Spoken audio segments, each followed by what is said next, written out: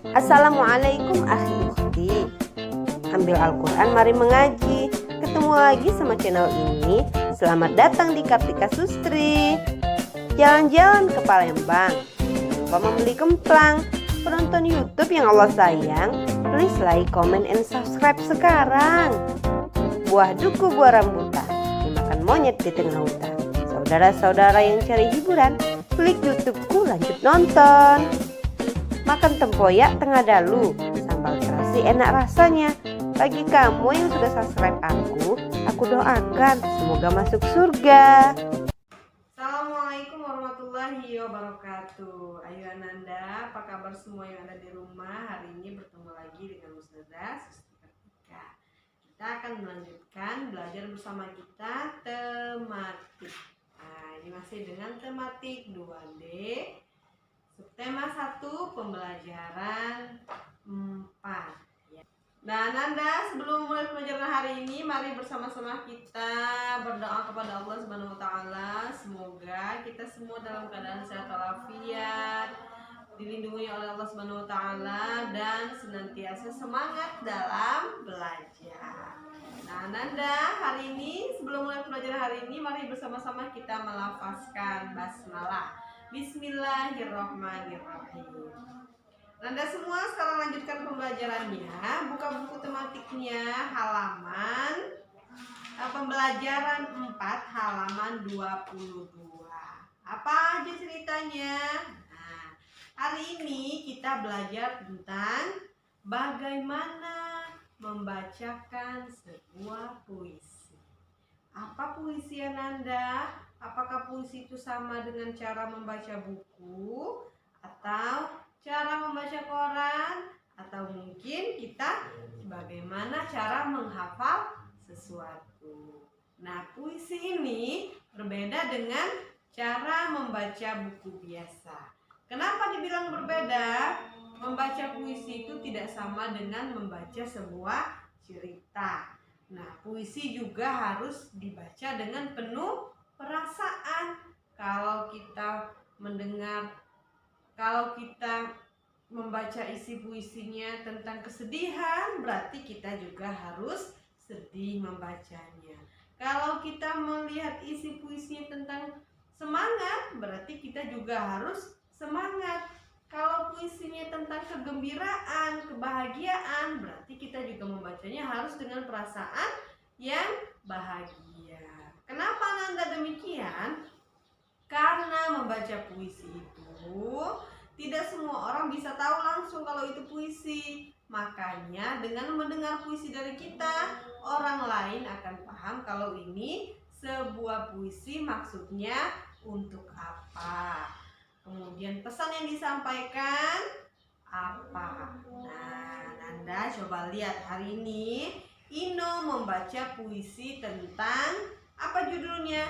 Ingat, membaca puisi, mendeklamasikan puisi. Nah, kalau membaca puisi dengan gaya tangan, kemudian suaranya naik turun diatur, kemudian juga dengan gerakan kaki dan gerakan seluruh tubuh, itu namanya deklamasi. Nah, mendeklamasikan sebuah puisi. Kita biasanya di depan umum atau di depan video, nah di depan kamera. Nah, makanya membaca puisi berbeda dengan membaca cerita atau membaca paragraf-paragraf. Membaca puisi juga harus diperhatikan bagaimana mukanya, raut wajahnya, kemudian gerakan-gerakannya sesuai dengan apa yang ada di lirik-lirik puisi tersebut.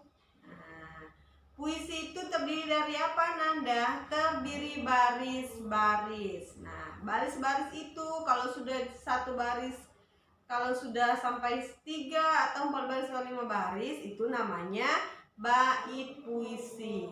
Nah, di puisi biasanya ada minimal 3 atau 4 bait. Berarti kalau satu bait itu ada 3 atau 4 baris atau 5 baris. Nah, sementara dalam puisinya juga ada 5 bait atau 4 bait, berarti ada berapa baris Nanda puisinya? Bisa jadi puisinya 20 sampai 25 baris. Nah, itu itu adalah puisi. Berbeda dengan cerita. Kalau cerita itu lebih banyak lagi, tapi kalau puisi dia per baris dan per bait. Kemudian puisinya juga dibacakan dengan suara yang keras, yang jelas dan berintonasi, supaya siapapun yang mendengarnya ikut merasakan apa yang disampaikan oleh seorang penyair, apa yang disampaikan oleh orang yang membaca puisi. Ya Nanda, nanti kita akan latihan baca puisi. Sekarang coba lihat, ini ada puisi Ino. Lihat halaman 22 ya Nanda. Bagaimana Ino membaca puisi? Puisinya Ino dibacakan di depan ayah ibunya. Di rumah dibacakan di depan ayah ibunya. Bagaimana puisinya? Seperti ini. Rumah. Nah, berarti judulnya rumah. Rumah. Di rumah aku berkumpul. Berkumpul bersama keluarga. Di rumah aku tumbuh. Di rumah aku mendapatkan pengalaman.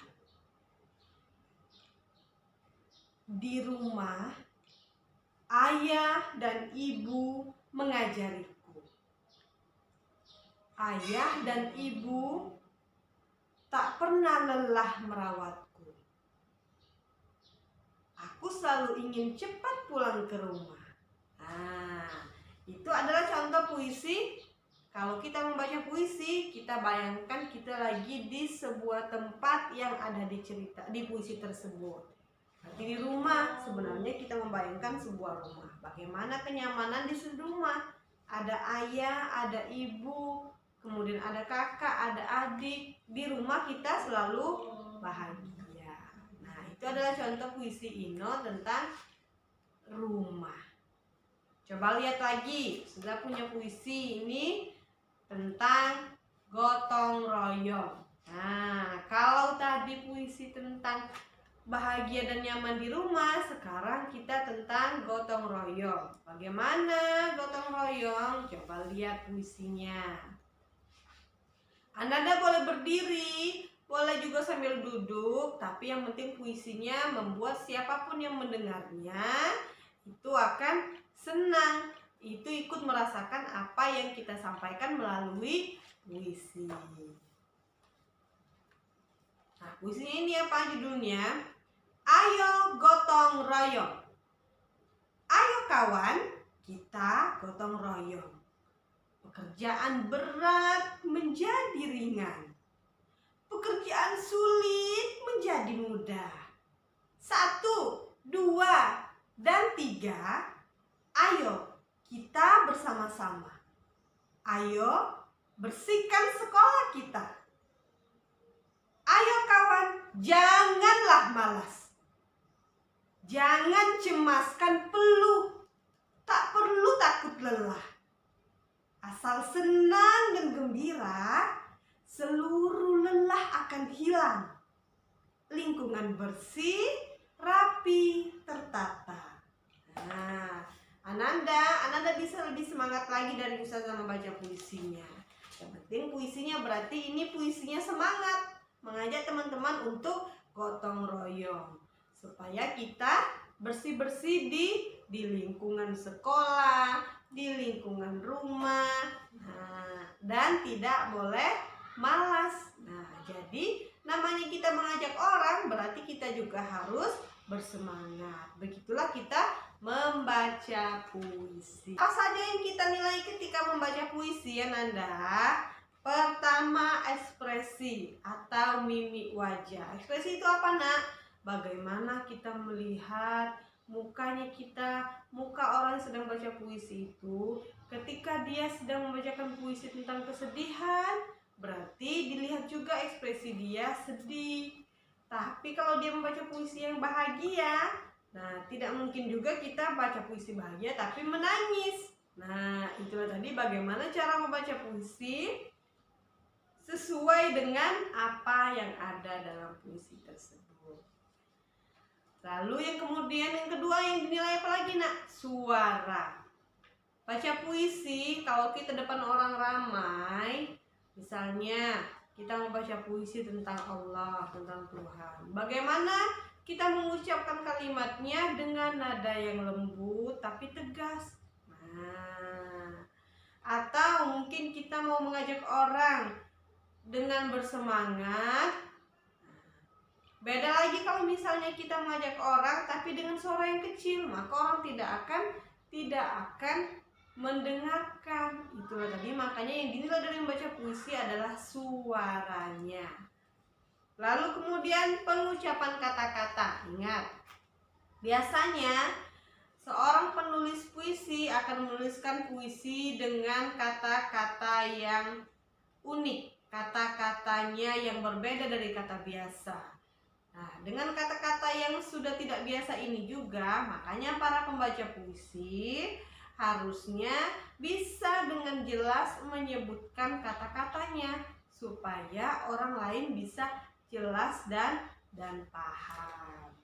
Lalu kemudian diperhatikan juga adalah penampilan. Kenapa sudah bilang penampilan? Contoh, kita sedang membacakan puisi tentang judulnya Seorang Pemulung. Nah, bagaimana kalau bisa kita menjelaskan diri kita sebagai seorang pemulung? Makanya tidak mungkin kita dengan memakai pakaian paling rapi, paling bagus. Tapi cobalah dengan menambahkan hal-hal yang menjelaskan kalau kita ini seorang pemulung. Contohnya pakai topinya agak sobek, atau pakai bajunya lebih buruk sedikit. Nah, atau kita membawa karung dan kail atau kayunya. Nah, itu menunjukkan bahwa kita ini menambahkan penampilan supaya orang mudah paham apa yang akan kita bacakan pada puisi. Baca puisi kita juga belajar bagaimana mengetahui panjang pendeknya sebuah lagu seperti yang sebelumnya. Tapi ini dengan lagu yang berbeda. Lagu apa? Judulnya Dudi Dudi Dam. Nah, nanti Anda bisa lihat langsung di YouTube lagu-lagunya seperti yang ini ya, Anda. Lalu kemudian coba lihat halaman 28. Masih tentang bagaimana membaca puisi. Tapi sebenarnya ini adalah lirik lagu. Ada yang ingat lirik lagu ini? Lirik lagu apa? Judulnya Kupu-Kupu. Nah, kupu-kupu yang lucu, kemana engkau terbang, hilir mudik mencari. Nah, itu seperti itu nyanyinya. Nanti cari lagi lagunya, ada di YouTube atau di musik yang lain. Ini sebenarnya lirik lagu, tapi bisa juga digunakan untuk lirik puisi. Kenapa dijadikan lirik puisi? Karena lirik-liriknya yang bagus. Ini menyampaikan keindahan seekor kupu-kupu. Nah, Nanda sekalian, itulah tadi bagaimana cara kita membaca puisi atau mendeklamasikan puisi di sebuah sekolah atau di tempat-tempat ramai. Kuncinya adalah kita harus pede dan berani ya, berani ke depan bahwa kita bisa membaca sebuah puisi. Ayo Ananda tunjukkan kalau kita bisa ya. Ananda sekarang coba lihat halaman 32 ya. 32 kita lihat bagaimana berolahraga dan sambil bermain bergelantungan di pohon. Siapa yang pernah bergelantungan di pohon, Ananda? Ada yang pernah? Coba sekarang lihat yang ini. Nah, Ino di halaman belakang rumah tumbuh sebuah pohon besar. Ino suka bergelantungan di pohon. Ayah dan ibu memperingatkan Ino agar berhati-hati. Ino pun mematuhi perkataan ayah dan ibu. Nah, bergelantungan merupakan salah satu gerakan olahraga. Anda pernah bergelantungan di sebuah pohon? Yang belum pernah nanti coba ya. Ini adalah salah satu jenis gerakan olahraga. Bagaimana dengan dengan naik ke sebuah kursi, kemudian menggantungkan tangan di atas palang besi yang ada di atas atau di sebuah pohon. Kemudian mulai bergelantungan sampai kita benar-benar menjadi bersemangat karena bergelantungan di sebuah pohon. Apa manfaatnya? Manfaatnya dia akan menjadikan tubuh sehat, kemudian membuat tulang-tulangnya menjadi lebih kuat, dan satu lagi biasanya apalagi untuk anak-anak yang masih masa pertumbuhan, dia akan menarik tulangnya kemudian menjadi lebih tinggi. Ananda yang mau lebih tinggi, untuk tumbuh lebih tinggi lagi, maka gunakan olahraga ini sebagai salah satu kegiatan untuk bisa menjadi lebih tinggi dan sehat tentunya. Nah, Nanda, itulah contoh dari olahraga gerakan dengan bergelantungnya.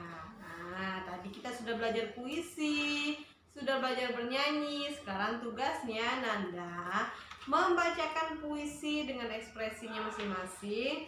Puisi tentang rumah atau yang ingin bacakan, dan juga ayo gotong royong. Dibuat dalam bentuk video, kemudian dikirimkan ke ustazah. Kemudian Ananda semua bisa mengerjakan latihan-latihan pada pembelajaran 4 dan 5. Oke Ananda, sekian belajar kita hari ini. Nahtatim bilhamdalah. Alhamdulillahirabbil alamin. Sudah akhiri. Wassalamualaikum warahmatullahi wabarakatuh. See you. Bye bye.